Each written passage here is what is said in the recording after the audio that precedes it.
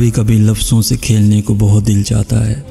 अपनी कैफियत, अपने दुख को लफ्ज़ों में बयान करने को दिल करता है, लेकिन वो लफ्ज़ ही नहीं मिलते जिससे आप अपने अंदर के दुख को लफ्ज़ों में बयान कर सकें, अपनी सिसकियों को लफ्ज़ों में लिख सकें। अपने कुर्ब को लफ्ज़ों में बयान करने के लिए लफ्ज़ भी बहुत छोटे महसूस होते हैं।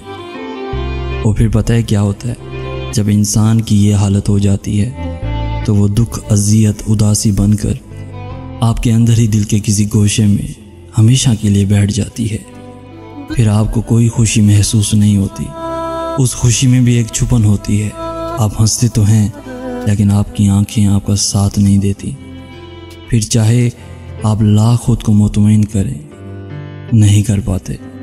दूसरों को मुतमईन करना बहुत आसान है कि हम खुश हैं, लेकिन अपने आप को, अपनी ज़ात को मुतमईन करना और ख़ुद से लड़ना दुनिया का मुश्किल तरीन काम है। मुश्किल तरीन काम है।